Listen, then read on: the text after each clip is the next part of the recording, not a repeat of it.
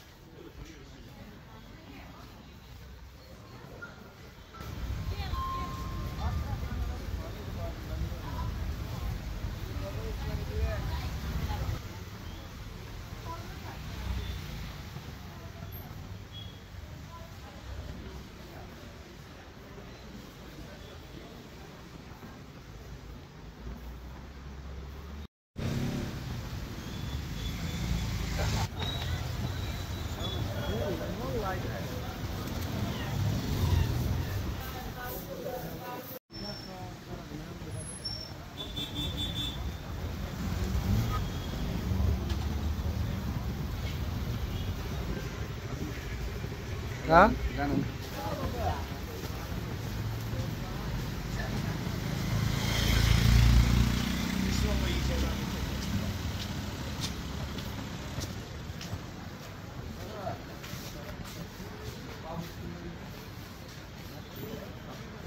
Dormi? Allah, ma così ti risalto. Oddio. Che non le so. হ্যাঁ, বাংলাদেশে এই ডিজাইনটা পাই।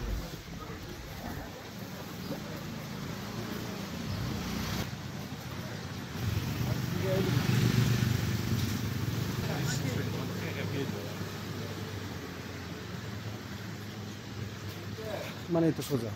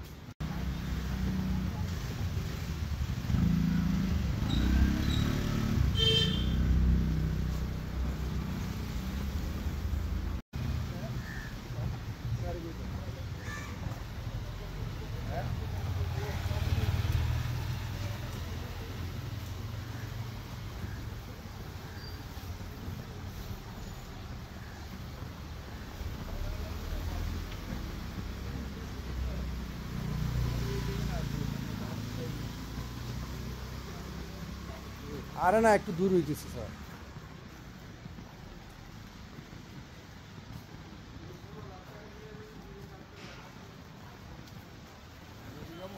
জিগান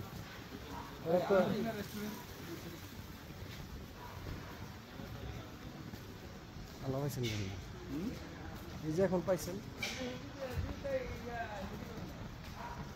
আমার আসে রেকর্ড করবেন তো আর পারি না। আচ্ছা এমনি করে দেবো।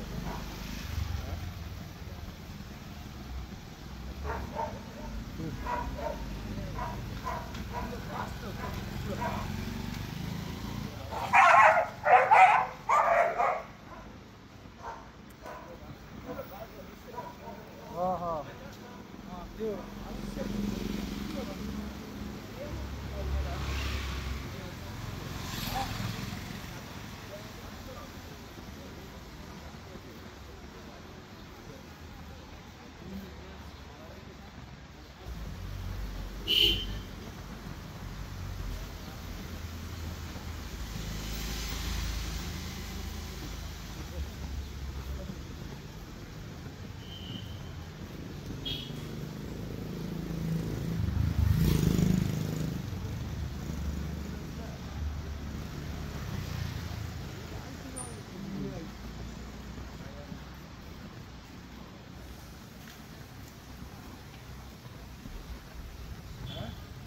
জিগান হ্যাঁ হ্যাঁ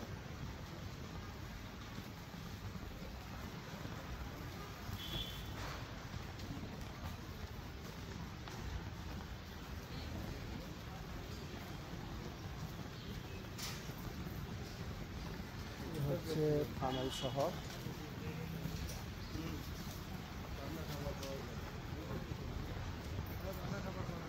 কিছু দূর হাঁটার পর আমরা খাবার হোটেল পেয়ে গেলাম, বাংলাদেশি খাবার হোটেল পেলাম।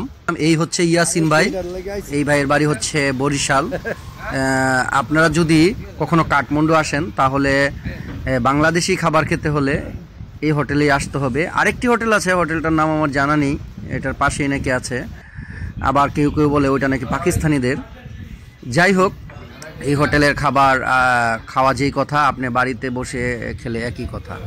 এখানে রুটি পারোটা, এটা কিন্তু সকালের নাস্তার হোটেল যেটাতে আমরা বসছি, এটাতে শুধু রুটি পারোটা ভাজি এসব হয়। আর অপোজিটে ওনার একটি খুব সুন্দর মনোরম পরিবেশে একটি হোটেল রয়েছে, দুপুরের লাঞ্চ বা ডিনার করা হয়। তো আপনি এই ইন্ডিয়ান খাবার তো খেতে পারবেন না, বা নেপালি খাবারও তেমন খেতে পারবেন না। নেপালে আসলে অবশ্যই ইয়াসিন রেস্তোরাঁয় আসবেন। আপনি এখানে এসে সব বাংলাদেশি যারা এখানে আসে বেড়াতে তাদেরকেও পেয়ে যাবেন, কারণ সবাই এখানে খেতে আসে। আসলে দেখবেন যে মনে হবে যে আপনি বাংলাদেশে আছেন। কখনো কাঠমান্ডু থামেলে আসলে যে কারো কাছে জিজ্ঞাসা করলে খুব সহজে পেয়ে যাবেন ইয়াসিন রেস্তোরাঁ। তো এখানে আবার একটা সমস্যা আছে, সেটা হচ্ছে রিক্সা বা সিএনজি পাওয়াই যায় না, খুব কম। আর রিক্সা যাই আছে এগুলো তো আপনার ওই আশেপাশে শহর ঘুরিয়ে দেখার জন্য ওরা মোটা অঙ্কের একটা টাকা নেয়, আর সিএনজি তো নাই বললেই চলে। আর যে প্রাইভেট কার আছে ওরা নিম্ন 200 টাকা ভাড়া। তো যাই হোক, এখানে আসলে কিছুটা হাঁটতে হবে, এছাড়া আর কোনো উপায় নেই। আর যদি আপনি দূরে থাকেন তাহলে ওই প্রাইভেট কার নিয়ে আসতে হবে। ইয়াসিন রেস্তোরাঁয় আসতে হলে, বাংলাদেশি খাবার খেতে হলে এখানে এইভাবেই আসতে হবে। যাই হোক, আমরা এখন রিসোর্টে চলে যাচ্ছি। আমরা কাঠমান্ডু ইকো রিসোর্টে উঠেছি। আরেকটি কথা না বললেই নয়, আপনারা যখনই এখানে আসবেন, কোনো হোটেল বা রিসোর্টে যখন উঠবেন, অবশ্যই প্রথম এসেই একটা হোটেল রিসোর্টে উঠে পড়বেন না, কারণ আশেপাশে আরও জিজ্ঞাসা করে নেবেন এবং দাম দর করে নেবেন। এখানে কিন্তু 2000 টাকা থেকে আপনি 5000 টাকা পর্যন্ত পেয়ে যাবেন সুন্দর সুন্দর রুম। তবে 2-2500 টাকা যে রুমগুলো, এগুলো অনেক সুন্দর লাক্সারিয়াস। এর চেয়ে কমে আছে কি না আমার অবশ্য জানা নাই, তবে থাকতে পারে। বাংলাদেশের চেয়েও রেট কম এখানে। আর যদি আপনি একটু ভিতরে যান তাহলে অবশ্যই আরও কমে পেয়ে যাবেন। এখানে থাকা খাওয়া মোটামুটিভাবে বাংলাদেশের চেয়েও রেট অনেক কম। যাই হোক, আজকের মতো এই পর্যন্তই। আসসালামু আলাইকুম।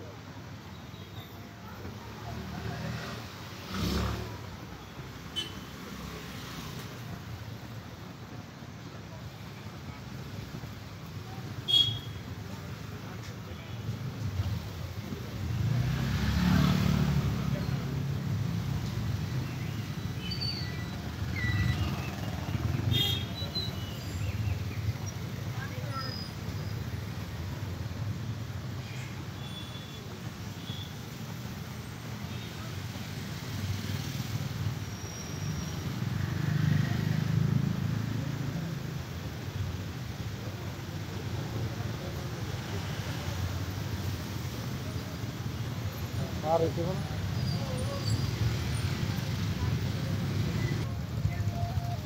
हमारा बात समझो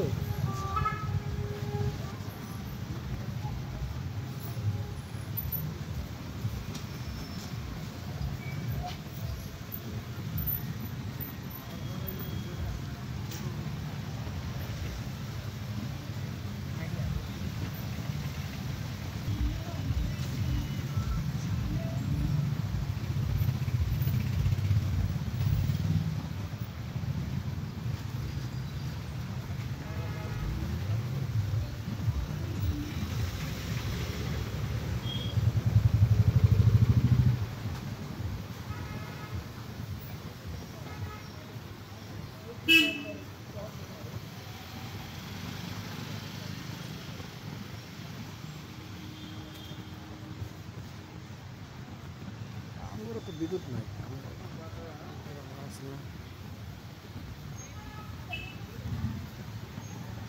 কাটি না